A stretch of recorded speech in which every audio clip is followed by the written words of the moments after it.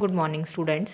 Myself, Dr. Sunaina Khatri, Assistant Professor in ABST, Government PG College, Barmer. Today, we will discuss about the advantages and disadvantages of internal check, यानी आंतरिक निरीक्षण के लाभ तथा हानियों के संबंध में आज हम डिस्कस करेंगे। अब सबसे पहले हम आंतरिक निरीक्षण के लाभ यानी एडवांटेजेस ऑफ इंटरनल चेक के रिगार्डिंग डिस्कस करेंगे। अब इसमें फर्स्ट बेनिफिट है कर्मचारियों का सावधान होना, यानी कर्मचारियों को जब यह नॉलेज में आता है कि उन्होंने जो वर्क किया है उस वर्क को तुरंत ही कोई दूसरा पर्सन जो है उसको चेक करेगा, तो वे लोग अधिक सावधानी से कार्य करेंगे और इससे गलतियां और फ्रॉड कम होंगे। नेक्स्ट है कर्मचारियों का ईमानदार होना।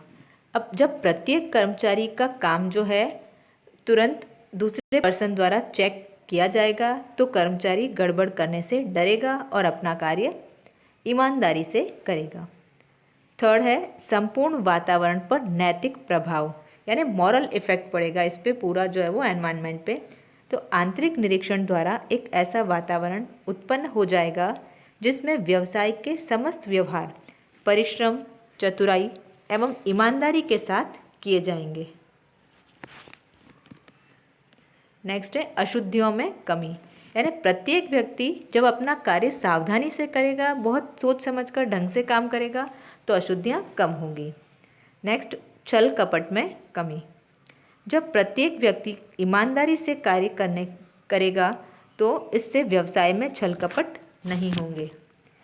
नेक्स्ट है छल कपट और अशुद्धि को शीघ्र पकड़ना, यदि पूरे व्यवसाय में कोई आदमी असावधान अथवा बेईमान निकल भी आए और कोई अशुद्धि या छल कपट कर भी दे तो वह शीघ्र पकड़ में आ जाएगी, क्योंकि एक पर्सन का काम दूसरा पर्सन चेक करता है और उस व्यक्ति को उचित सजा दी जा सकेगी, जिसका अन्य कर्मचारियों पर भी नैतिक प्रभाव पड़ेगा।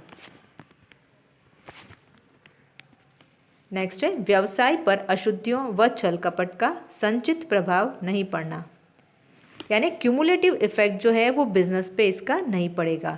तो छल कपट व अशुद्धि इसमें शीघ्र पकड़ में आ जाते हैं और उन्हें रेक्टिफाई कर दिया जाता है, इसलिए उसका क्यूमुलेटिव इफेक्ट बिजनेस पर नहीं पड़ेगा।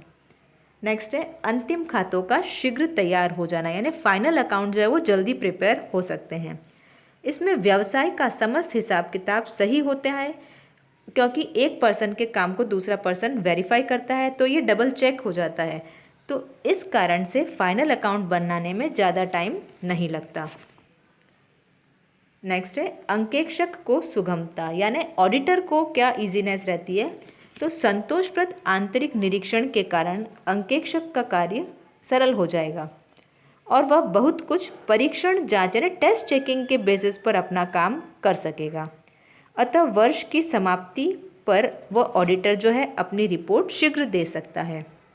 नेक्स्ट है प्रत्येक व्यक्ति का उत्तरदायित्व निश्चित होना।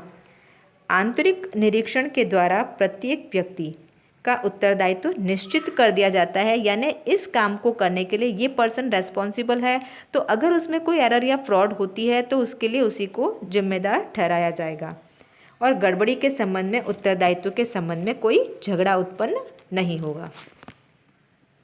नेक्स्ट है आंतरिक अंकेक्षण का कार्य देना। अब प्रत्येक व्यक्ति के कार्य की जांच होने के कारण यह जो है वो इंटरनल ऑडिट के समान हो जाता है, कि जैसे ऑडिट से पहले अगर इंटरनली कोई चेकिंग की जाती है तो इंटरनल ऑडिट के जैसे ही जो है ये वर्क करेगा। नेक्स्ट है व्यवसायी का निश्चित होना। अब संतोषप्रद आंतरिक नियंत्रण प्रणाली अपनाई जाने पर व्यवसाय का हिसाब किताब के लेखों के संबंध में जो है वो व्यवसायी निश्चिंत हो जाता है और अपना समय वह अन्य कार्यों में लगा सकता है। आंतरिक निरीक्षण से अब क्या क्या लॉसेज या हानियां हो सकती है, यानी डिसएडवांटेजेस ऑफ इंटरनल चेक क्या है वो हम स्टडी करते हैं। तो इसमें फर्स्ट है अधिक खर्चा, यानी जो है मोर एक्सपेंसिव। आंतरिक निरीक्षण प्रणाली में अधिक कर्मचारी एवं स्टेशनरी की आवश्यकता पड़ती है, जिससे खर्चा बढ़ जाता है। तो छोटे बिजनेस के लिए जो है ये एफर्ट जो है वो इस एक्सपेंसेस को बियर नहीं कर पाते, तो उनके लिए जो है वो एक्सपेंसिव माना जाता है। सेकंड है कार्य का दोहराव यानी रिपीटेशन ऑफ वर्क।